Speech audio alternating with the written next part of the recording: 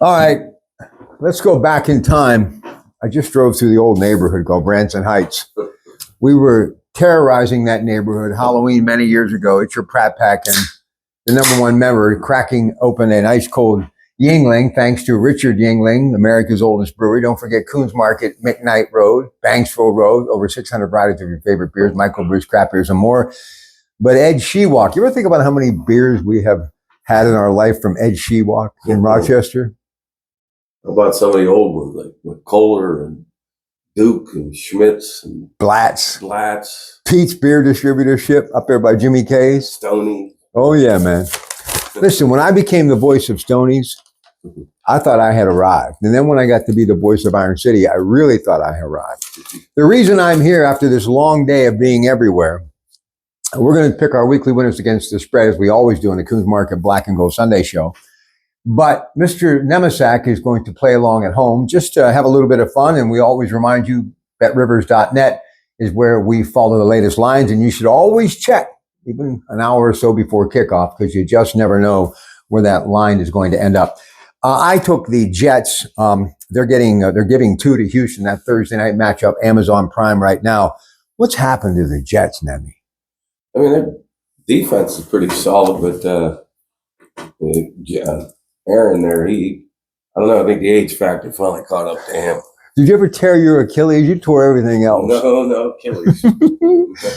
Talk about Joe Namath for just a minute, the Larry Bruno Foundation. What did Joe Namath mean to us growing up? He was a hero, playing in that Dust Bowl up at Shea Stadium. Yep.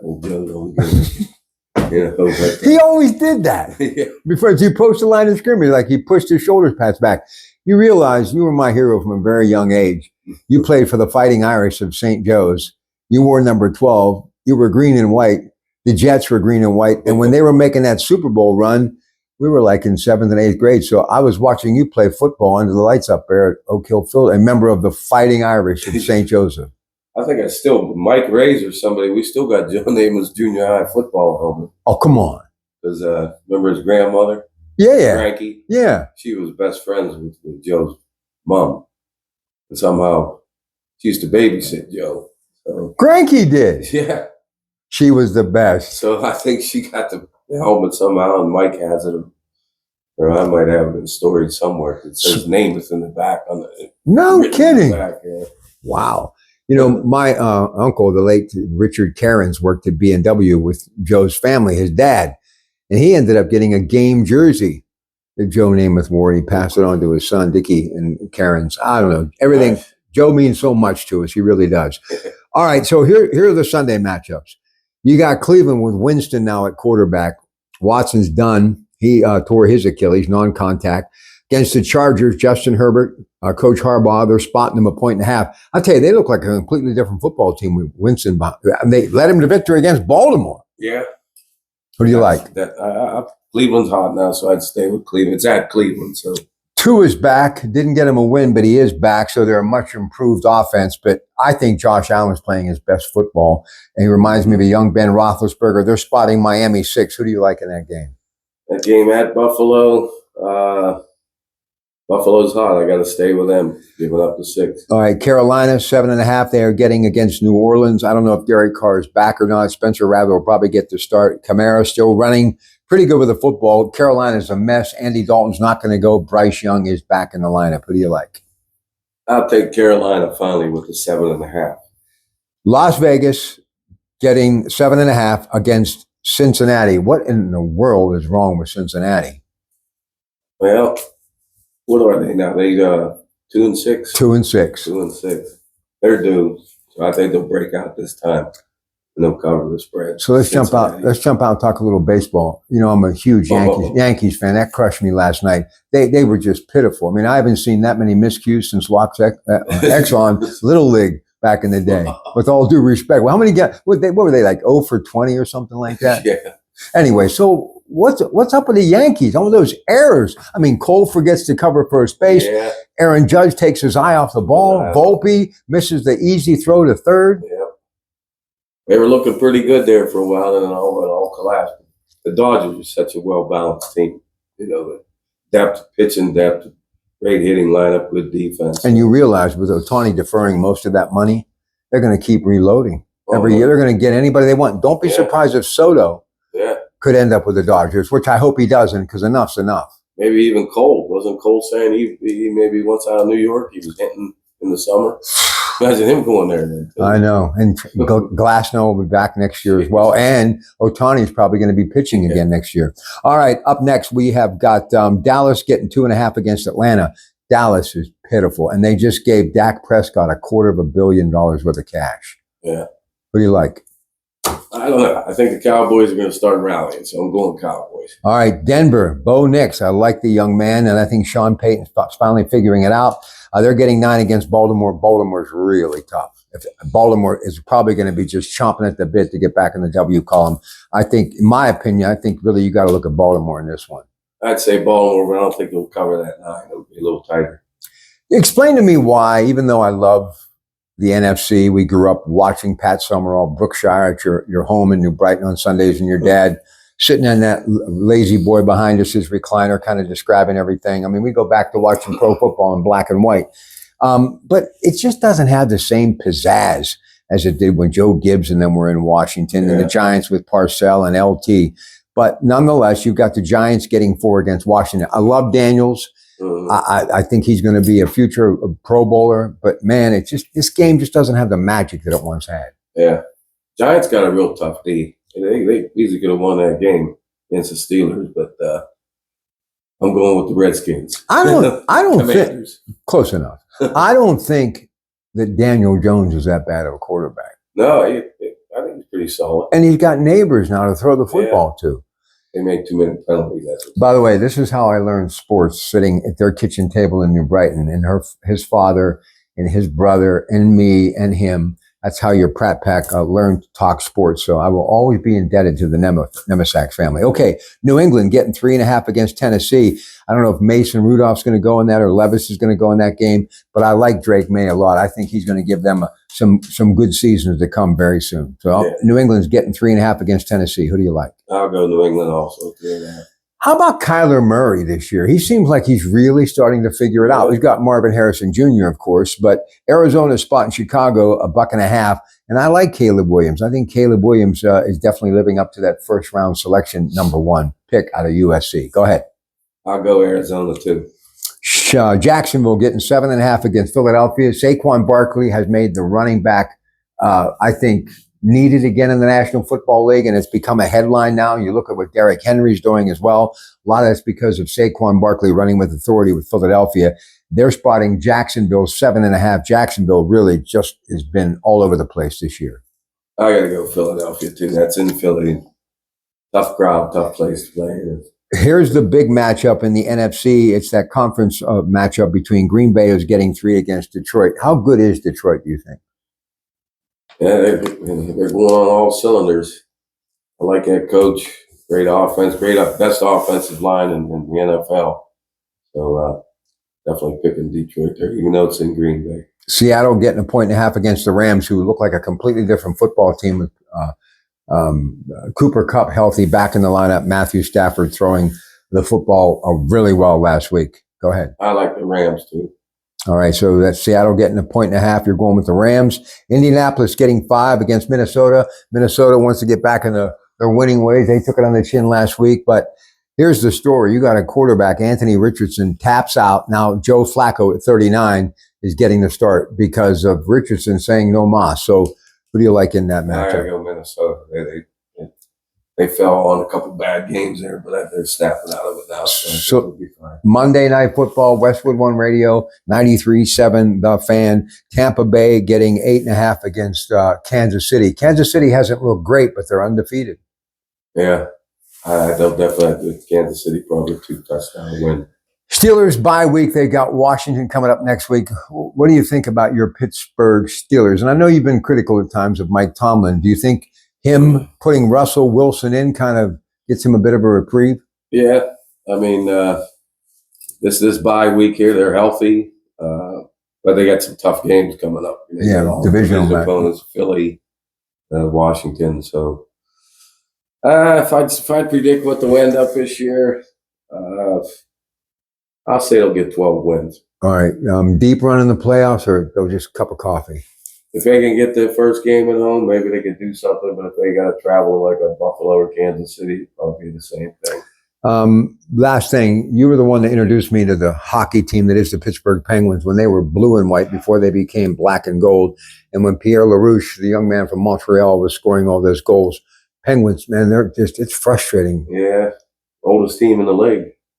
It's frustrating. I mean, it's like the Detroit Red Wings back in like Gordie Howe, 2010, 2000 when the Penguins played them, beat them in the cup.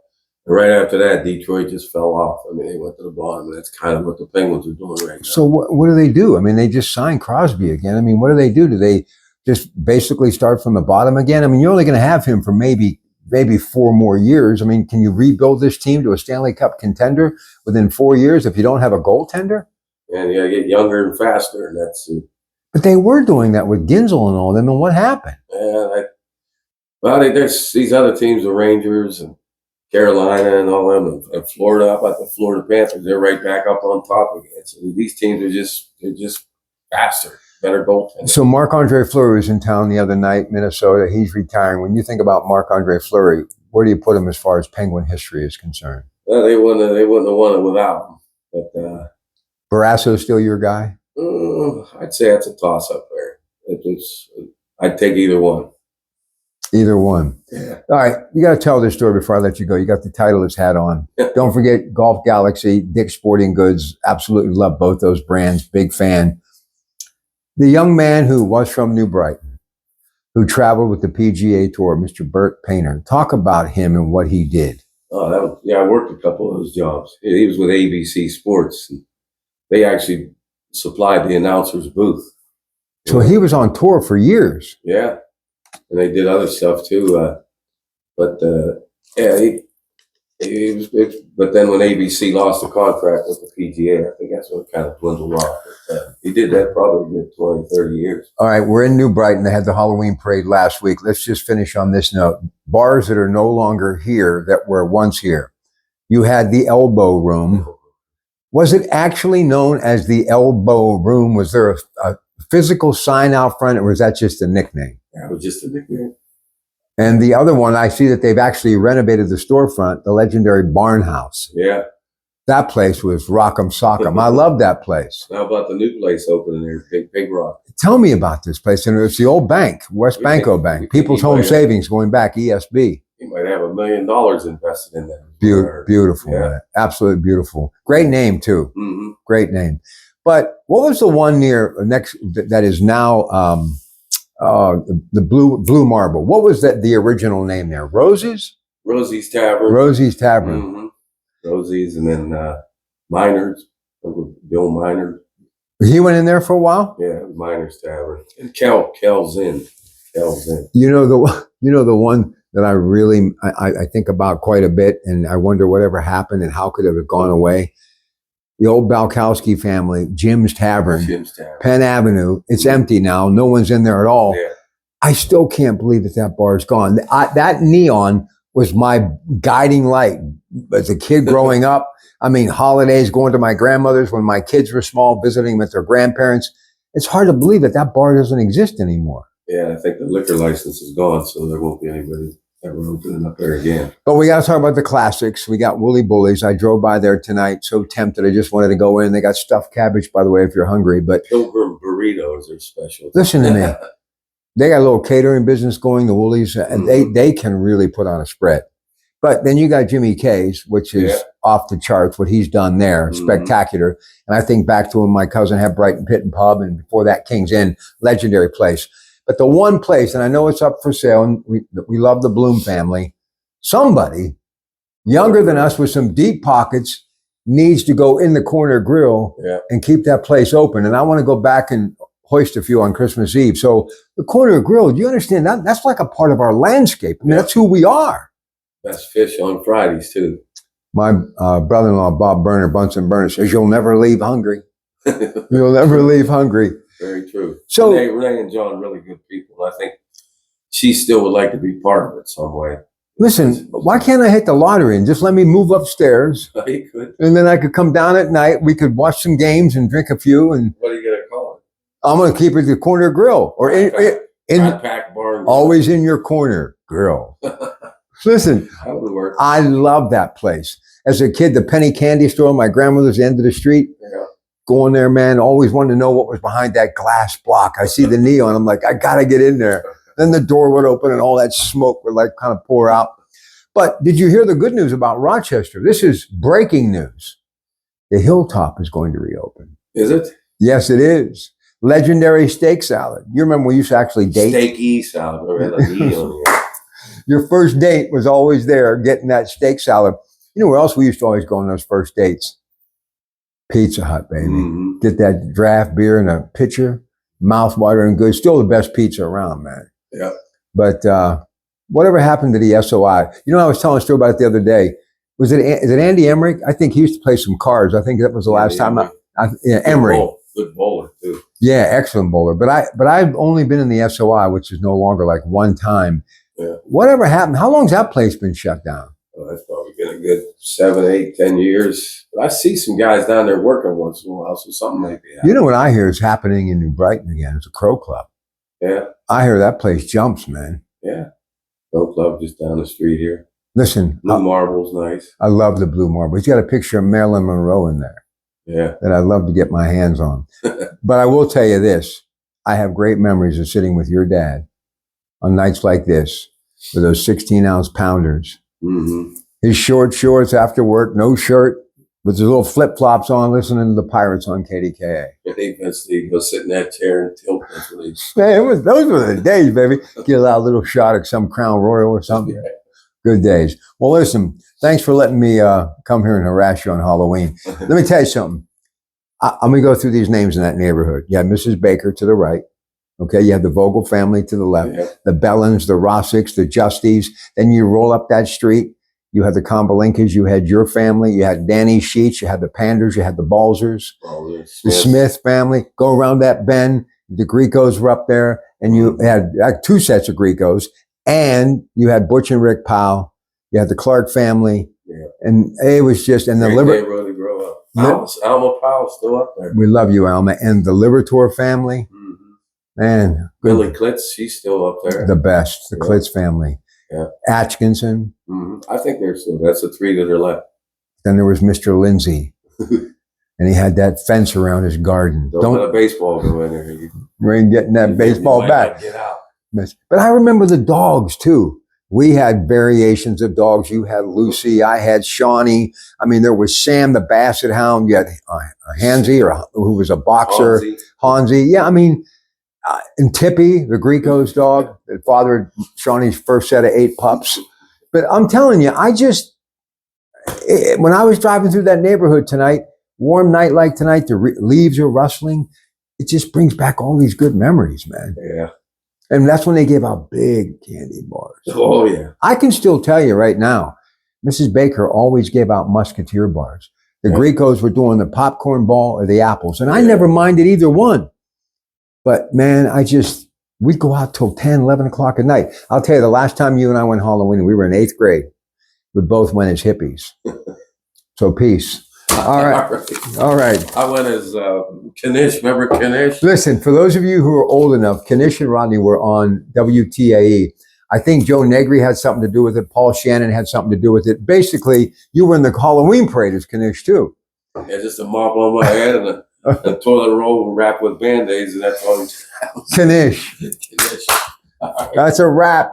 Don't forget betrivers.net. Best place to watch any football action anytime. What about Pitt SMU?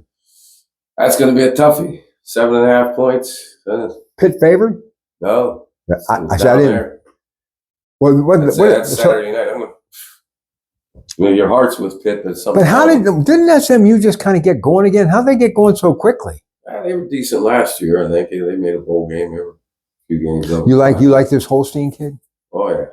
He's a keeper, and he sees the field. He makes good judgments. He doesn't pick out a target receiver all the time. He's good at making adjustments. So. Their offensive line's been strong too. Yeah, really has.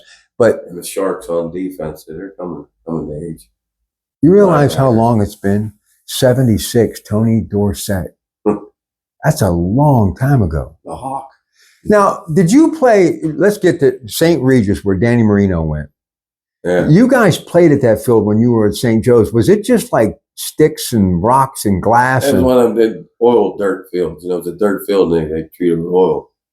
I think he was in 5th grade when we played. We'll never see another Dan Marino again in our lifetime. Yeah. Never. Dolphin Dan. Listen, he could fling that football. Oh, yeah. They were great. Wish he'd have got a title, though. Second year in, he was there. I thought he would go back, but they never really they gave him Clayton and Duper, and that was it. Yeah. He needed a kick in his Zonka and a Mercury Morse, who's from Avonworth. Yep. All right. More sports always where? I'm so glad you asked. 93.7thefan.com. It's your Pratte Pack. That's it for today. We'll see you tomorrow.